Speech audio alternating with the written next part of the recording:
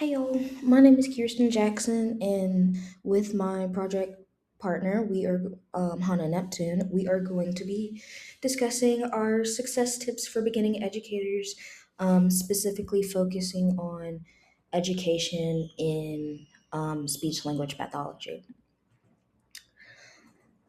So, what we will be discussing today, we have four different tips: two from me, and then two from Hannah. And we'll be discussing diverse needs, teaching strategies, different technologies, as well as our personal applications for our tips and strategies, and an overall summary of what we have discussed through the presentation today. So our first tip is that you need to recognize that every student with autism has different communication needs, and this is specifically focusing on the speech language pathology or in the ABA realm. So first of all, you never assume that um, all students with autism communicate or learn in the same way. Throughout goals and therapy sessions, you need to individualize your therapy and include activities that meet each of your students' unique strengths and challenges. And this can be by their communication levels, like including their communication levels, their different goals, IEPs, um, and implement those into your play sessions, your therapy sessions, whatever it may be, to make sure that you are communicating correctly and effectively, and keeping the child engaged, as well as make sure that being they are learning just as their peers. Um, so basically, beginning SLPs should assess each student's abilities and adjust therapy accordingly. And you can use visual supports, AAC devices, gestures, modeling, and individualized prompting that helps ensure that every student has access to communication regardless of their ability level. And by meeting students where they are developmentally, the clinician is prompting meaningful learning and a growth in communication, and just growing that relationship with this client and them, as well as the parents. For our second tip, we have create an inclusive therapy environment that supports diverse learning needs. For this, all we mean here is be flexible in your strategies and your teaching, and provide multiple ways for your students to learn and participate and adapt towards your students' communication skills and needs. And like as we've said before, every child has a different sensory level or sensory needs, behavioral needs, language bases, and learning needs and overall goals. And this recognizes that children learn through different strengths and abilities, and it supports the differentiated instruction by providing multiple pathways for the student to successfully learn. And beginning SLPs should remember to be prepared to modify any of the therapy materials that they had planned on using, and be able to support and incorporate the students' interest throughout sessions for however long that may be. And you have to create an inclusive environment that helps students with diverse communication needs, sensory needs, behavioral levels. And if a student feels supported, that's going to increase their opportunity for success and their engagement and willingness to learn, and to be excited to come to therapy sessions, due to them knowing what's next, like, oh, that they get to do this in the clinician's office. These tips together emphasize that effective SLPs adapt their therapy to honor each student's diverse communication abilities and their learning preferences, their sensory needs, and developmental levels. Hello, my name is Hannah Neptune, and here are my tips for educators. The third tip is establish and communicate classroom rules immediately and continuously. I have completed my first field experience report on classroom communication. My research and observations came from the movie The Ron Clark Story. I observed how the teacher communicated expectations and rules to the students and how they responded and developed appropriate classroom communication too. I selected this topic because it plays a foundational role in classroom environment and shapes students' engagement, understanding, and relationships with teachers. With that being said, I believe it's important to develop these skills as educators so our students may model after us. Modeling comes from the social cognitive theory, which is the theory I decided to focus on for my field experience, because learning comes from observing and modeling. In the movie, the Ron Clark models good communication, leading to strong teacher student relationships. Of course, as educators, we need to do the same. The social cognitive theory explains that learning happens not only through direct instructions, but also through modeling, observation, and imitation. There are three key factors that shape this theory: behavior itself, personal factors such as belief and self confidence, and environment, including classroom dynamics, which is why it's so important to establish communication. Learning about this theory and its influence on classroom communication can set your future students up for success. Some parts of this theory did not work, such as Clark not being the perfect model.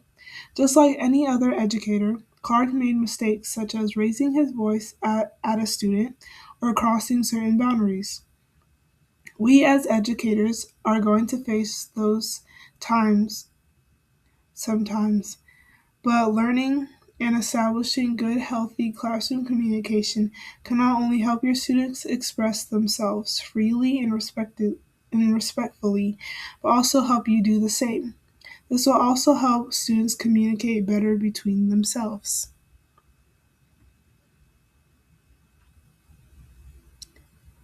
The next tip is fostering cultural responsiveness when it comes to collaboration and tools.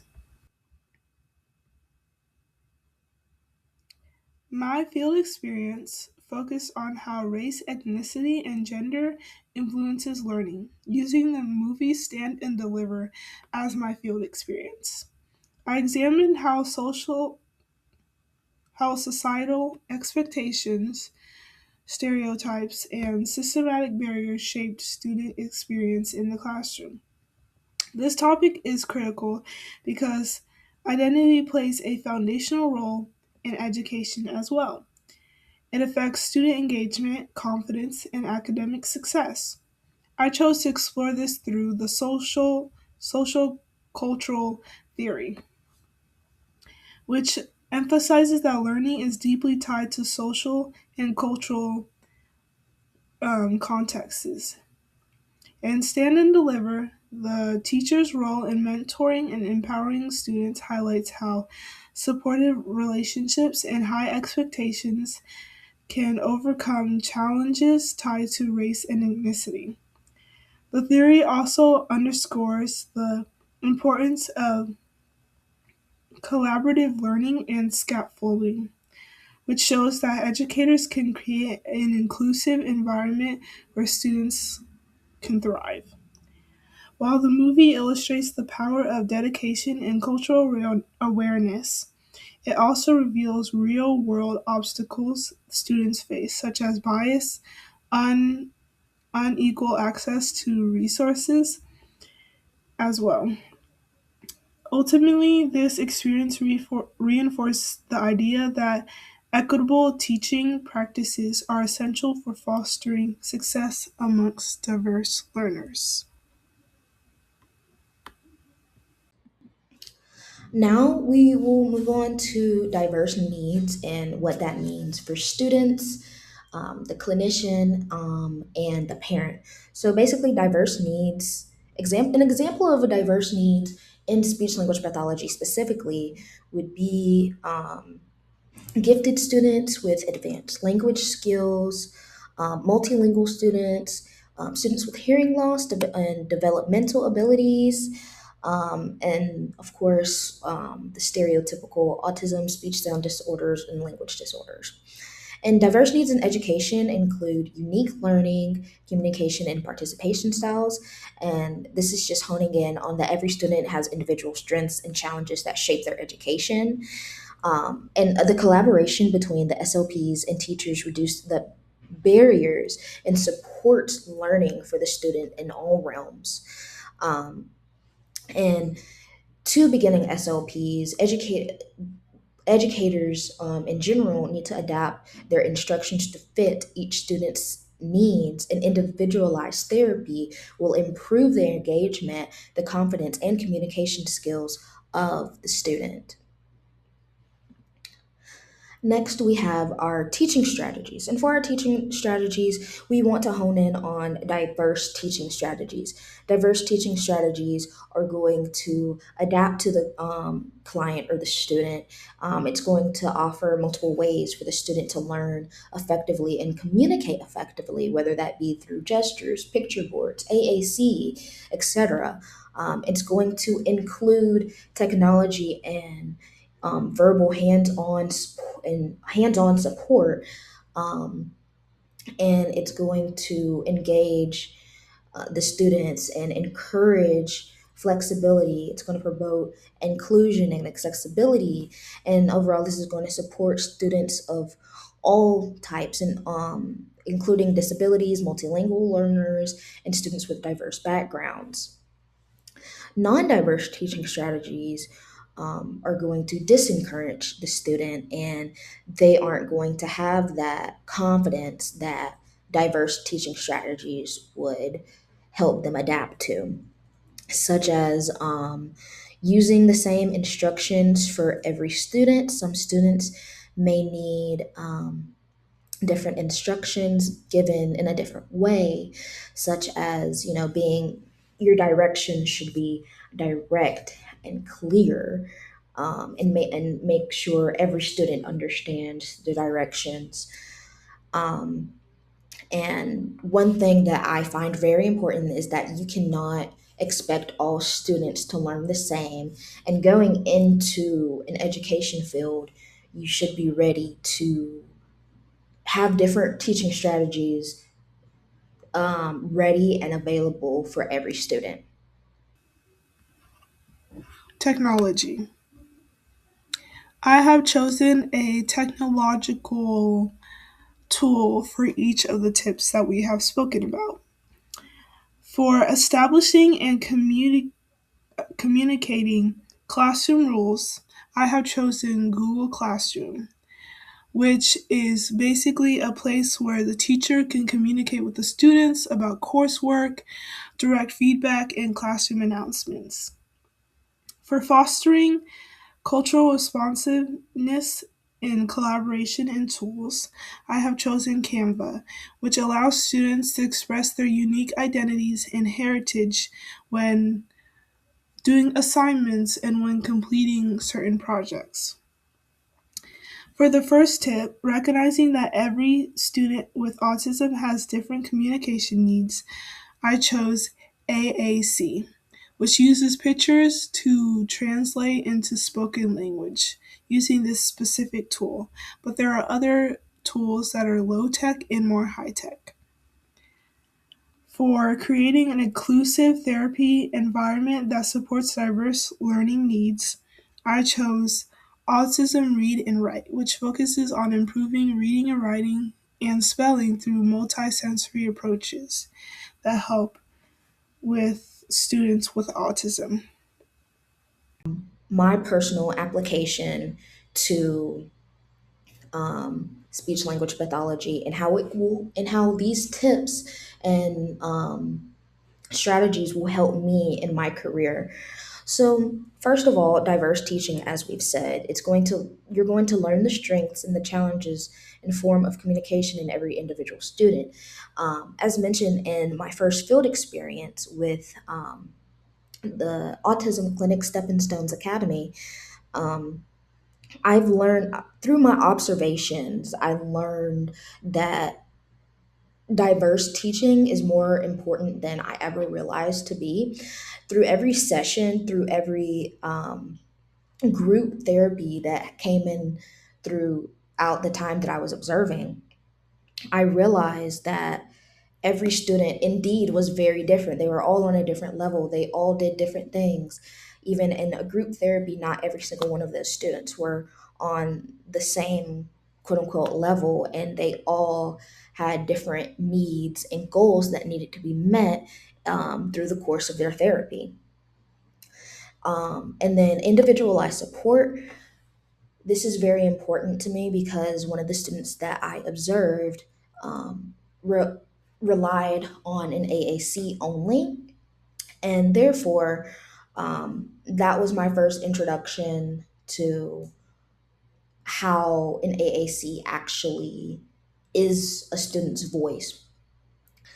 And engagement, I feel like it's very important to use positive reinforcement and incorporate meaningful things and things that are going to positively influence student throughout this therapy session.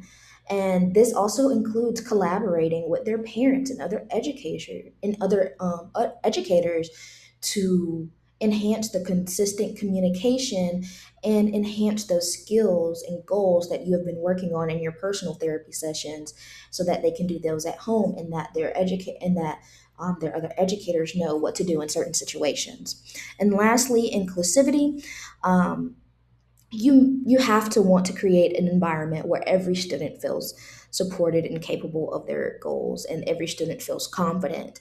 Um, I feel like being an inclusive classroom doesn't just mean having sensory toys and stuff. I mean inclusive to the fact that every single student, no matter race, gender, anything, feels like they're not left out in any sense, and they feel like they are successful in every other sense that their peers are is just as successful as them, and they can succeed in this course due to the diverse teaching strategies and the tips and things that are going to help them succeed in the classroom. For my personal application, I highlighted the four tips and how I would use them in my everyday life within my career. Individualized communication support. I would assess every student's unique needs and use their interests to engage them and motivate them to learn. I would design an inclusive therapy space that is a sensory friendly room and helps them depending on their needs, such as visual schedules. I would set clear and consistent rules, teaching with again visuals and role playing to help them remember the rules and constantly be reminded of the rules. I would also collaborate with family and culture, bring their values and preferences into our assignments, and also have bilingual tools and culturally relevant materials in therapy. To summarize, based on the given tips, your future classroom and therapy practice will thrive and succeed. Your students will feel understood and seen because you took the time to learn their communication needs, establish healthy communication, create an inclusive environment, and include their cultural background as well. Here are our resources. Thank you.